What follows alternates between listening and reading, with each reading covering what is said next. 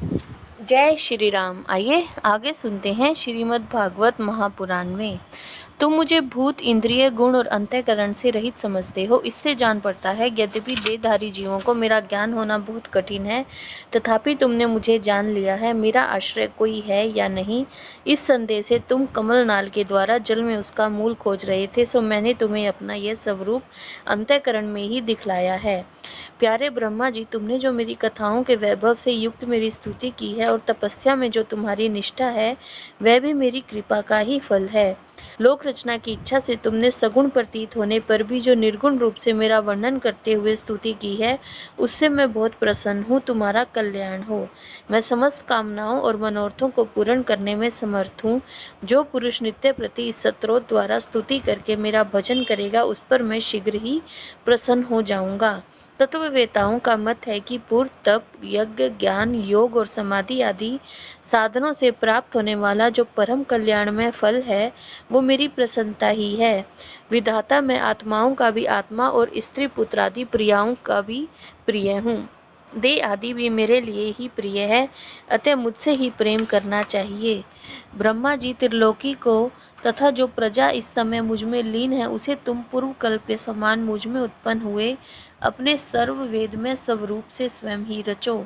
श्री मैत्रेय जी कहते हैं, प्रकृति और पुरुष के स्वामी कमलनाभ भगवान सृष्टिकर्ता ब्रह्मा जी को इस प्रकार जगत की अभिव्यक्ति करवाकर अपने उस नारायण रूप से अदृश्य हो गए। इस पूरे अध्याय में ये बताया गया है कि भगवान विष्णु को खोजने के लिए जब ब्रह्मा जी तपस्या करते हैं, तो भगवान विष्णु प्रकट होकर उन्हें बताते हैं कि मैं ही विज्ञान शक्ति हूँ और मैं ही सृष्टि का कारण हूँ। इस जगत के विचित्र रूप का विस्तार करते समय आपकी कृपा से मेरी वेद रूप वाणी का उच्चारण लुप्त ना हो। जब ब्रह्मा जी ये प्रार्थना करते हैं, तो श्री विष्णु भगवान वो प्रार्थना सुन लेते हैं और कहते हैं कि ब्रह्मा जी, नाना प्रकार के कर्म संस्कारों के अनुसार अनेक प्रकार की जीव सृष्टि को रचने की इच्छा होने पर भी तुम्हारा चित्त मोहित नहीं होता। ये मेरी अतिशय कृपा का ही फल है।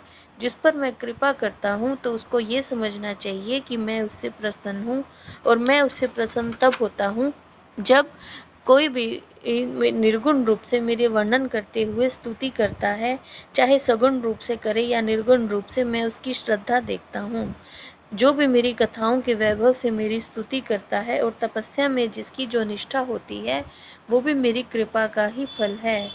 जो भी मनुष्य, जो भी पुरुष तप, ज्ञान, यज्ञ, योग और समाधि आदि साधनों से जो इच्छा करता है फल की, वो मेरी प्रसन्नता ही है। किसी भी कार्य का फल मेरी प्रसन्नता ही है।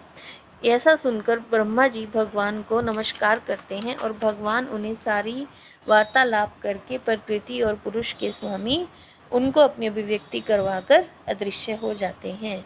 इति श्रीमद्भागवते महापुराणे परमहंस्या संहिताया तृतीय स्कंदे नवमो अध्याये। जय श्री राम।